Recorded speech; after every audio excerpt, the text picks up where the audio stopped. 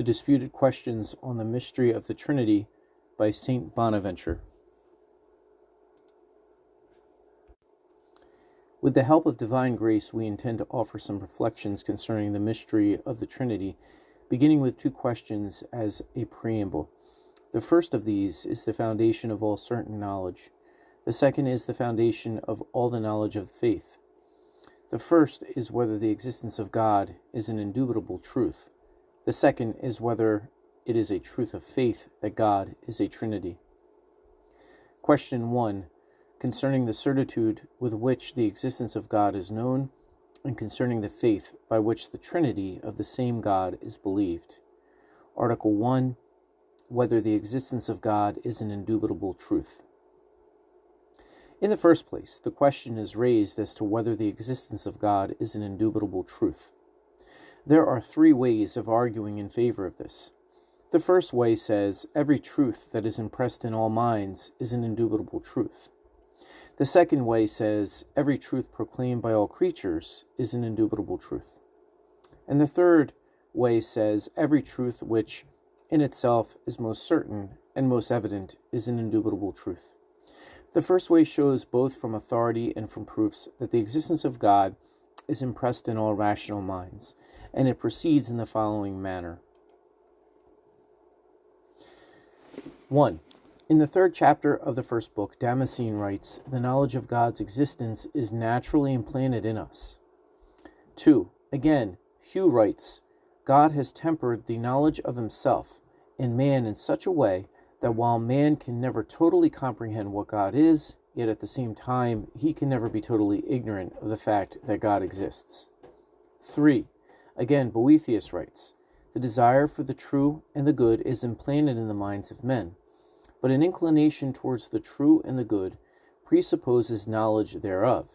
Therefore, there is impressed in the minds of men a knowledge of the true and the good, and a desire for that which is most desirable, but that good is God.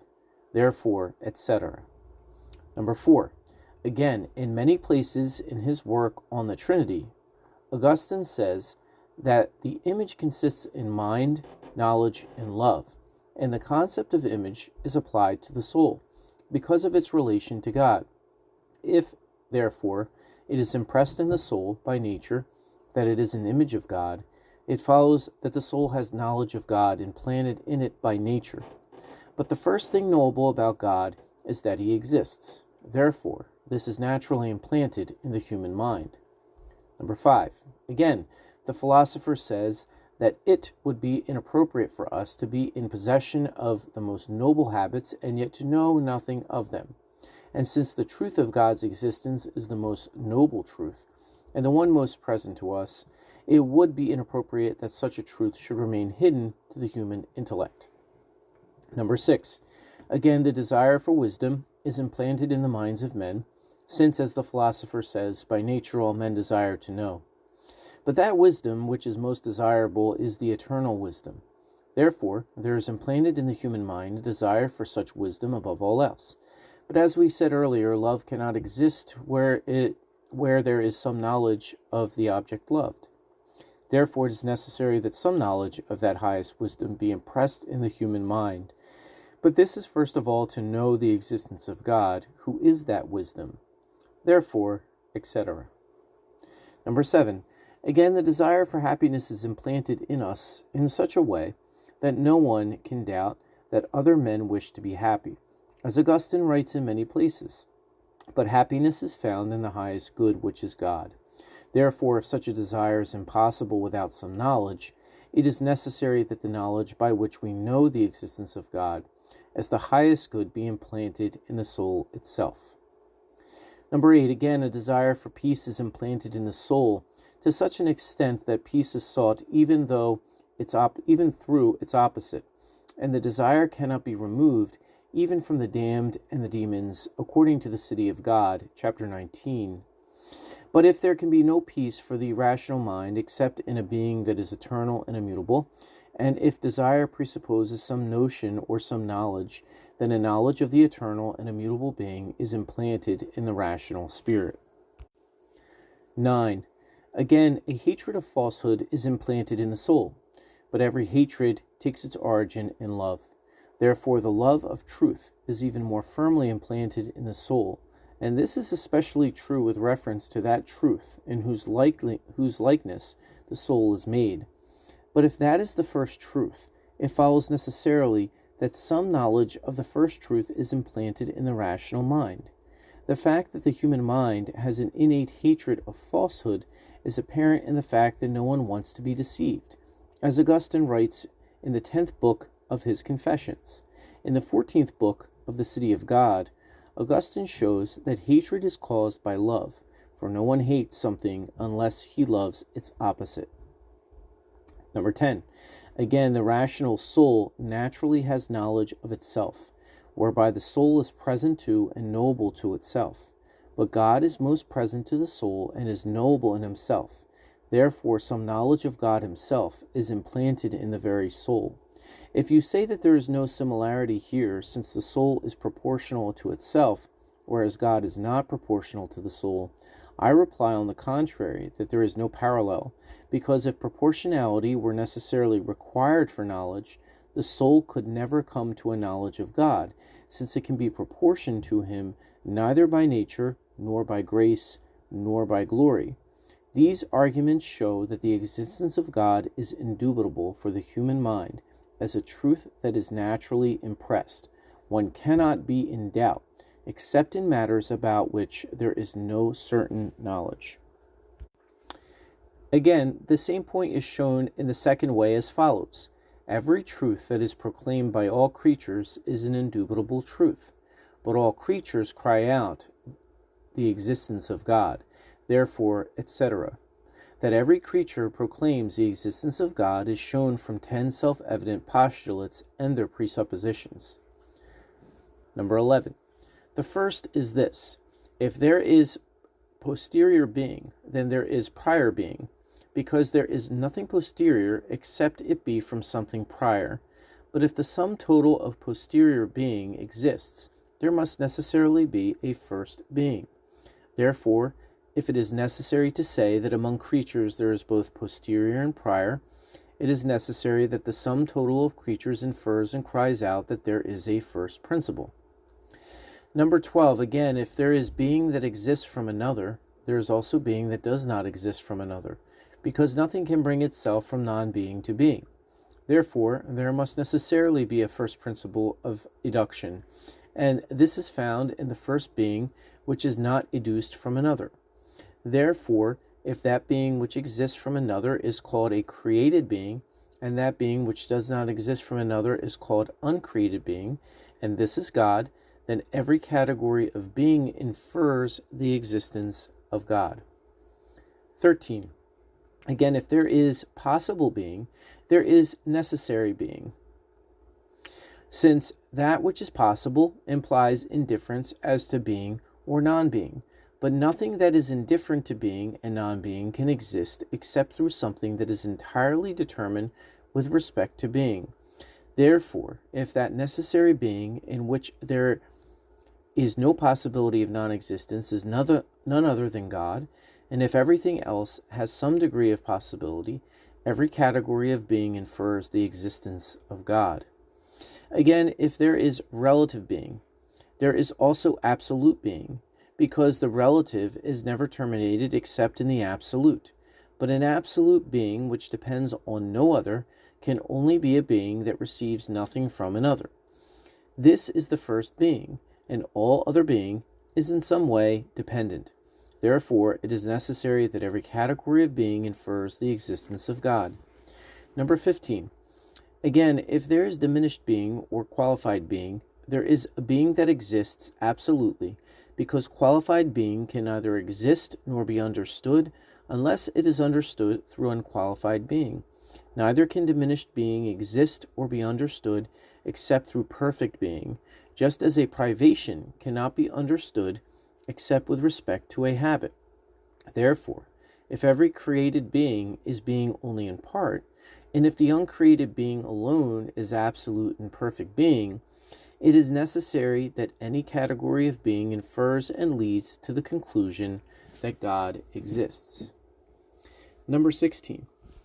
Again, if there is being that exists because of another, there is also being that exists because of itself. Otherwise, nothing would be good. But that which exists because of itself is none other than that being than which none is better, and this is God himself.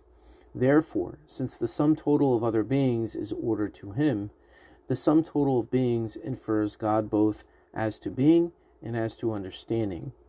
Number 17. Again, if there is being by participation, there is also being by essence, since one cannot speak of participation except with respect to some essential property which is had from another, since everything that exists accidentally is to be reduced to that which exists of itself. But every being other than the first being, which is God, has being by participation. The first being alone has being by essence, therefore, etc.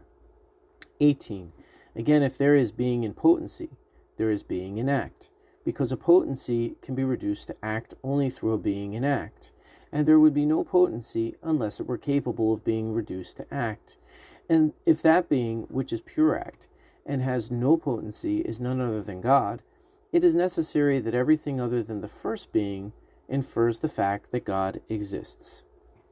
19. Again, if there is composite being, there is simple being, because a composite does not have being of itself. Therefore, it is necessary that it take its origin from something that is simple. But the most simple being, having no trace of composition, is none other than the first being. Therefore, every other being infers God. Number 20. Again, if there is changeable being, there is also unchangeable being, since, as the philosopher proves, movement takes its origin from a being at rest and terminates in a being at rest. If, therefore, that being which is entirely unchangeable is none other than the first being, which is God, and if all others are created, and in as far as they are created, they are changeable, it is necessary that the existence of God is inferred by any category of being. From these 10 necessary and manifest postulates, it is inferred that all categories or divisions of being infer and proclaim the fact that God exists. But if every such truth is an indubitable truth, it follows necessarily that it is true beyond doubt that God exists. The same thing can be demonstrated in a third way as follows. Every truth which is so certain that it cannot be thought not to be is indubitably true. But the existence of God is such a truth, therefore, etc. The first premise is self-evident. The second can be shown in a number of ways. For Anselm writes in the 4th chapter of the Proslogion, "Good Lord, I give you thanks, because that which I first believed through your gift, I now understand through your illumination, so that even if I did not wish to believe in your existence, I could not fail to understand its truth." Number 22, again, Anselm proves the same thing in the following way.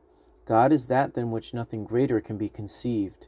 But since it is true that that which cannot be thought not to be is more true than that which can be thought not to be, therefore, if God is that than which nothing greater can be conceived, God cannot be thought not to be.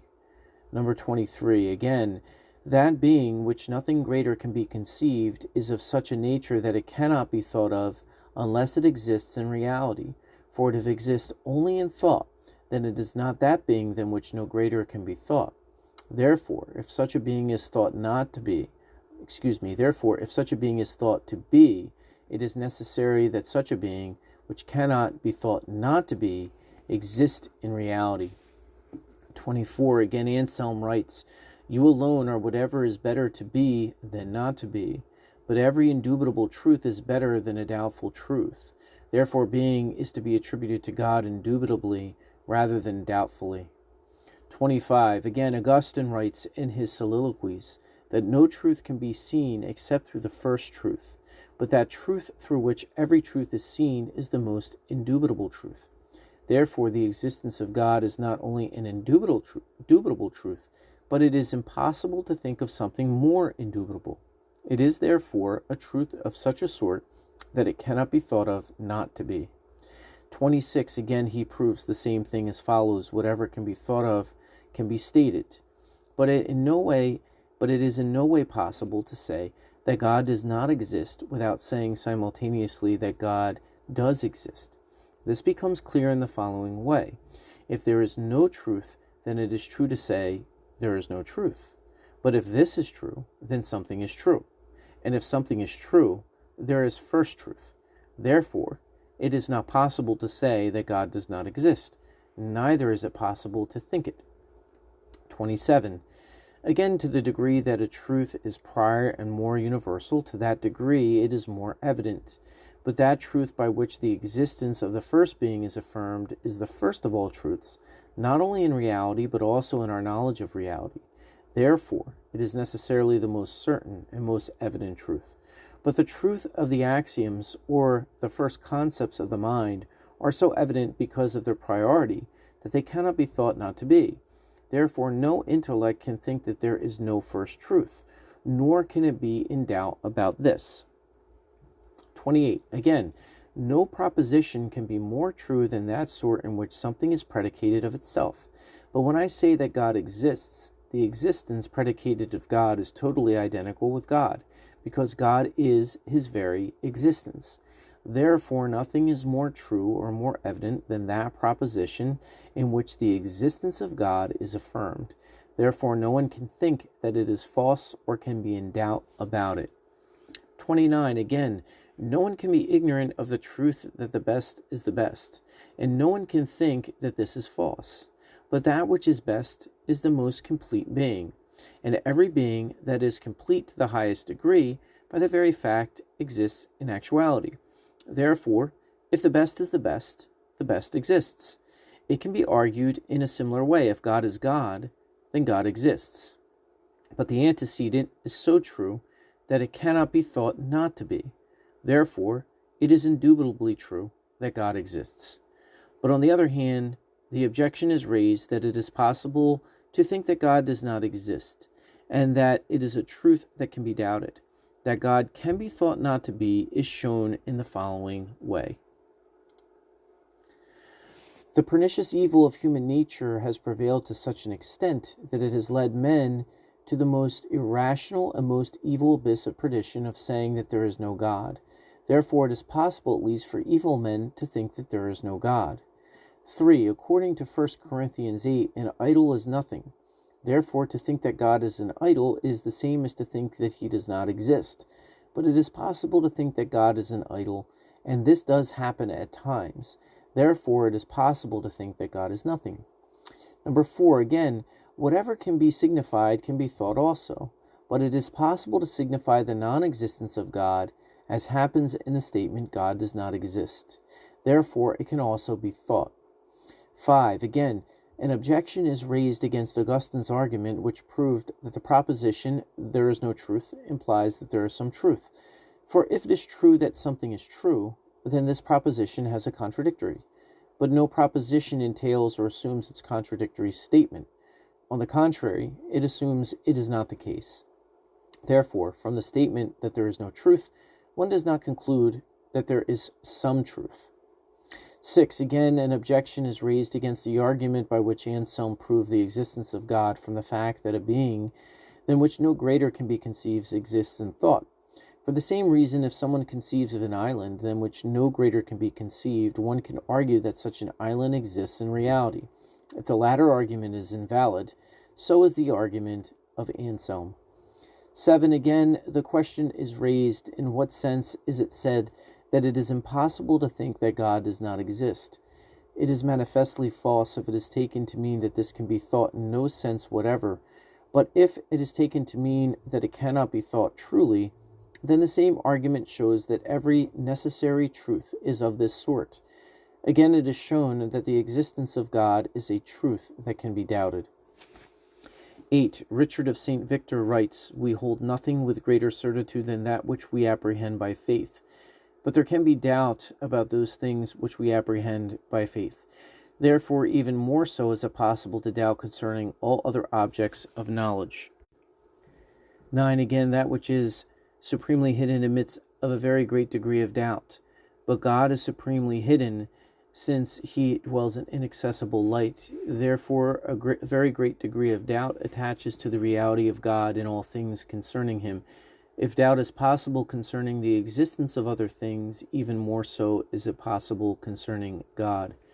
Number 10, again, there is doubt about realities that are below or on par with the soul. But such things are more accessible to the soul than those things which are superior to it. But if the truth of God's existence is beyond human understanding, it seems that there can be a great doubt about it. 11, again, in the case of God, to exist and to be just are identical. But it is possible to doubt whether God is just.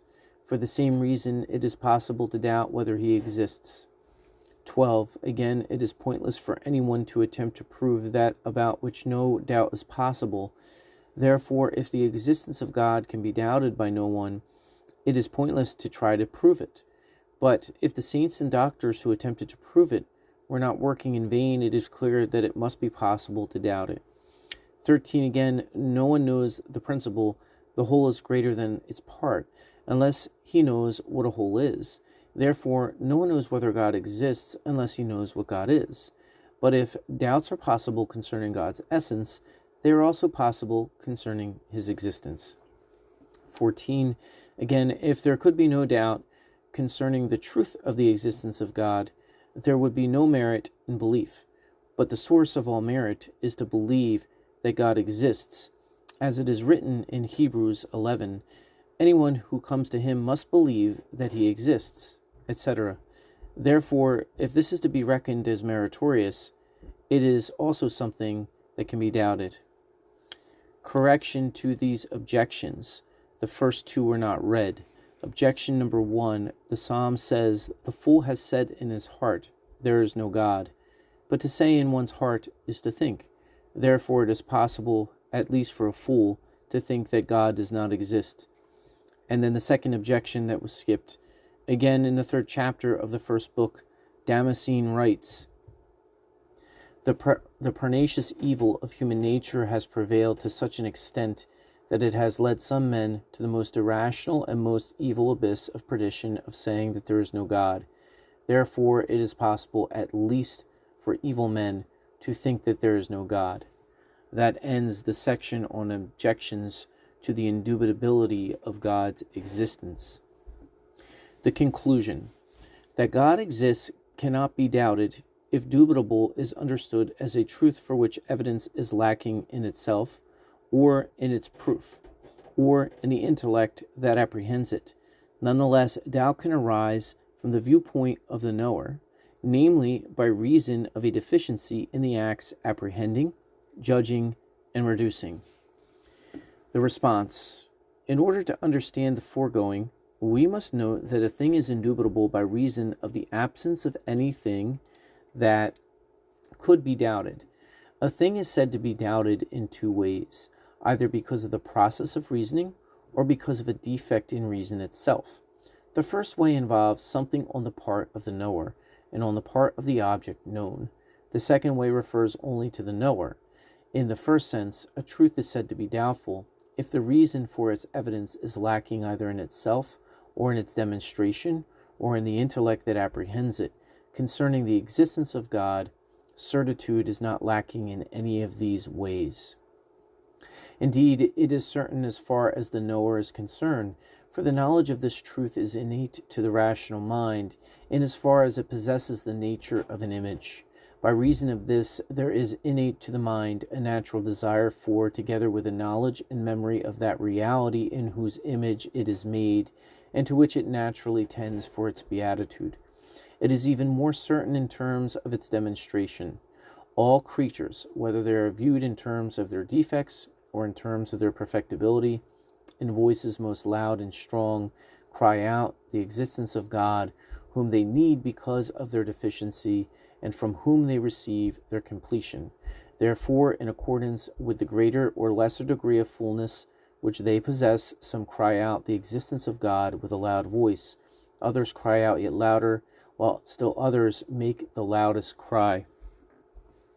Moreover, it is a truth that is most certain in itself, in as far as it is the first and most immediate truth. In it not only is the cause of the predicate included in the subject, but it is the fullness of being itself which is predicated and which is the subject about which the predication is made. as a union of beings that are extremely distant from each other is entirely repugnant to our mind, because no mind can think that one and the same being both exist and does not exist at the same time. So also the division of something that is entirely one and undivided is truly repugnant. Hence to say that a being which possesses the highest degree of existence is non-existent involves the most evident fallacy, just as is the case in saying that to exist and not exist are one and the same. Thus the existence of the first and highest being is a truth that is most evident. Therefore, if the term indubitable is taken to mean the absence of doubt because of the process of reasoning, the existence of God is indubitably true, because whether the intellect turns within itself or outside itself, or whether it looks above itself, if it proceeds rationally, it knows that God exists with certitude and without doubt. But if the term indubitable is taken in the second sense, namely as the removal of that doubt, which comes from the deficiency of reason, it can be conceded that because of human weakness, it is possible that someone might doubt the existence of God because of a threefold defect in the mind of the knower. That is, a defect in the act of apprehending, or in the act of judging, or in the act of fully analyzing. Concerning the act of apprehending, doubt arises when one does not correctly and fully understand what is signified by the term God, but understands it only in terms of a particular element. Thus, the Gentiles thought that God signified whatever was superior to man and could foresee future events. Therefore, they believed that the idols were gods and adored them as gods, since they gave some true information about future events. Relative to the act of judging, doubt arises when the argument is based on partial knowledge, as when the foolish man sees that justice is not apparent in the case of the wicked, and he concludes from this that there is no law in the universe. And from this he concludes that there is no first and highest ruler in the world, who is the glorious and high God. In like manner, doubt arises because of a defect in the act of analysis, when the carnal mind is not capable of resolving beyond those things which are evident to the senses, as are corporeal realities. For this reason, some have thought that the visible sun, which holds the highest place among corporeal creatures, was God, since they did not know how to resolve things further to an incorporeal substance, not to the first principles of things. In this way, doubt may arise concerning the existence of God from a deficiency of the intellect itself that apprehends or compares or resolves. According to this understanding, the existence of God can be doubted by some intellect if it has not sufficiently and totally understood the meaning of the term God. But for the intellect which fully understands the meaning of the word God, thinking God to be that than which no greater can be conceived, not only is there no doubt that God exists, but the non-existence of God cannot even be thought. Therefore, the reasons given to prove this should be conceded. Replies to the objections 1, 2, and 3. Concerning the first objection raised against the Psalm and Damascene, the response is clear. The objection proceeds from that doubt which arises from the defect of reason in the mind and of the fool. Obscured by darkness, he neither sufficiently resolves, nor rightly judges, nor fully apprehends the meaning of the word God. The intellect itself, by reason of its proper condition, has sufficient light within itself to dispel such doubt and rescue itself from such foolishness. Therefore, in this defective consideration of the foolish man, the mistake of the intellect arises more from the will than from necessity. It comes from a defect in the knower rather than from a deficiency in the object known. From this, our response to the objection about idols becomes clear. The Gentile considers an idol to be God because his apprehension of God is defective. He does not conceive of God as the highest and best, but merely as whatever is capable of doing what man cannot do. From this deceptive error and vacillating doubt arises in him. He throws himself into his error with stubbornness so that his position becomes wholly inexcusable, and yet he is not entirely lacking in knowledge of God, because even though in his perversity he desires to worship an idol, yet he has a natural instinct to worship the God against whom he fights by throwing himself into voluntary error. Number 4, concerning the objection which argued that whatever can be signified can be thought also, we reply that something can be thought in a twofold sense, either as a mere thought or as accompanied by assent.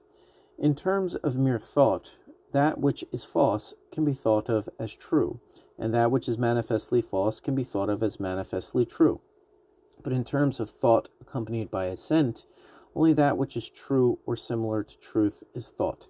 The first meaning of thought as extensive as speech, but the second meaning is not so extensive. It is of this kind of thought that both Anselm and Augustine speak, and in this sense it is said that God cannot be thought not to exist. 5. To the objection which maintained against the argument of Augustine that contradictory realities do not mutually imply each other, we reply that this is true insofar as they are contradictories. But it must be understood that an affirmative proposition contains two affirmations, one by which the predicate is affirmed of the subject, and another by which the proposition itself is affirmed as true. In terms of the first affirmation, such a proposition is distinguished from a negative proposition which denies the predicate of the subject. The second affirmation is similar to the negative proposition because both the negative and the positive proposition assert that something is true. The contradiction arises in reference to the first proposition and not to the second, when it is stated that there is no truth. And as far as this proposition denies the predicate of the subject, it does not infer its opposite, which is the proposition that there is some truth, but in as far as it asserts that it is true, it infers something is true. Nor is this surprising, for just as every evil presupposes a good, so every falsehood implies truth. Therefore, the error which affirms that there is no truth includes both parts of a contradiction, since by negating the predicate of the subject, it denies any truth whatever. But by asserting that it is true, it posits the existence of some truth. Therefore, in view of both of these affirmations, it can be inferred that this is intrinsically false and unintelligible to any mind that apprehends correctly. And this is what Augustine wishes to say. Number 6, about the objection against Anselm's argument concerning the island, than which none greater or better can be conceived, we respond that there is no comparison, because when I speak of that being than which nothing greater can be conceived, there is no repugnance between the subject and its implication. Therefore, it can be thought of in a rational way. But when I speak of an island than which none better can be conceived, there is a repugnance between the subject and its implication, for an island is a limited being, while the implication is proper to the most perfect being. Therefore, since there is a contradiction in this adjunct, it can be conceived only irrationally, and the mind contradicts itself in its own thought. Therefore, it is not surprising in such a case that one cannot infer the real existence outside the mind of that which exists in thought. But the situation is different in the case of being or of God, for whom such an implication is not repugnant. Number 7. Concerning the question in what sense we are unable to think of God as not existing, our response is already clear. It is not a question of being unable to understand what the words signify, or of understanding what is meant by the statement, God does not exist. Rather, it means that it is so self-evident and so certain to the knower, if he desires to think correctly, there is nothing that could separate him from this truth. It is therefore a truth that is supremely evident and present, which is absent to no place, time, being, or thought. Such is not the case with other created truths. Number 8. To the objection that we hold nothing with greater certainty than that which we comprehend by faith, it should be said that this is true concerning the certitude of adherence, but not about the certitude of understanding, as is apparent to anyone who thinks about it. Number 9. In reference to the objection that since this is a hidden truth, it is open to a great degree of doubt, it must be said that even though God is simple and of one form in himself, nonetheless, he is in a certain way hidden and in a certain way manifest, as the apostle implies in Romans chapter 1, what can be known of God was manifest to them. To some, the Trinity of appropriations is manifest, but not the Trinity of persons, and to others the unity of essence is manifest, and not the Trinity of appropriations. To yet others the Trinity of God himself is manifest, but not the unity of essence. But that which is primarily manifest about God is his very existence, and in this regard he is not hidden but manifest. Therefore, it is not doubtful but indubitable. Number 10. To the objection about the soul doubting things which are either below itself or on the same level with it, we reply that the objection is not valid, since even though the existence of God of its nature is above the soul, yet it is within the soul in the form of knowledge, and outside the soul in the form of representations and persuasions, which all creatures contain in themselves, since this truth is contained in and understood in every truth. Number 11, concerning the objections that in God to be and to be just are identical, we respond that the conclusion does not follow, since though these are the same in and of themselves, they are not the same in terms of the notions by which they are grasped, nor in terms of the effects in which they are reflected. Therefore, it is possible that one aspect be manifest and not the other. Objection number 12, reply to objection number 12, to the objection that it is pointless to try to prove something that no one doubts. It should be said that this truth, as is clear by now, does not need proof because of any lack of intrinsic evidence, but rather because of faulty reflection on our part. Hence, arguments of this sort are exercises of the intellect rather than proofs that provide evidence and make the truth manifest as proven. Reply to objection 13, to the objection that no one knows principles unless he knows the terms of the principles, we reply that this is true. But the knowledge of some terms is hidden while that of others is manifest.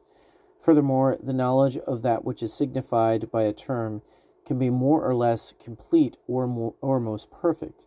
It is in this way that we must understand the possibility of knowing what God is with perfect, full, and comprehensive knowledge.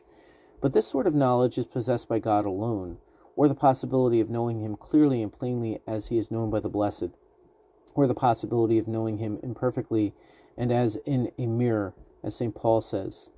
In the way that God is known to be the first and the highest principle of all things in the world, of itself this can be manifest to all, since anyone who knows that he has not always existed knows also that he comes from another, and the same is true of all others. Since this knowledge is available to all, and since once this is known, the existence of God is known, therefore the existence of God in itself is indubitable for all. Reply to objection 14. To the objection that to believe the indubitable is not meritorious, it can be said that to believe the existence of God in itself is not meritorious. It is meritorious only insofar as it is the basis for an article of faith such as God is a Trinity, which rests upon it. It is because of the latter that there can be merit, since if this truth alone were believed, it would not produce merit. The Apostle speaks about the existence of God in as far as it is the foundation of the other articles of faith, and this foundation is innate to the nature of man, lest the human intellect were to know nothing of God. By means of its proper nature, it might excuse itself on grounds of ignorance. And this is what Master Hugh says. Wherefore, from the beginning, God willed to be neither totally manifest to the conscience of man, nor totally hidden, lest, if he were totally manifest, faith would have no merit, and infidelity would have no place. Infidelity would be seen to be erroneous because of the evidence, and faith could not be exercised with respect to the hidden. If he were totally hidden, faith could not be helped by knowledge, and infidelity would be excused of its ignorance. For this reason, it was necessary that God present himself even while remaining hidden, lest, if he were totally hidden, he should be totally unknown, so that even as he manifests himself to be known, he remains hidden, lest he be totally manifest. This he does so that man's mind might be stimulated by what is known and challenged by what is hidden. This is the end of question 1, article 1, whether the existence of God is an indubitable truth.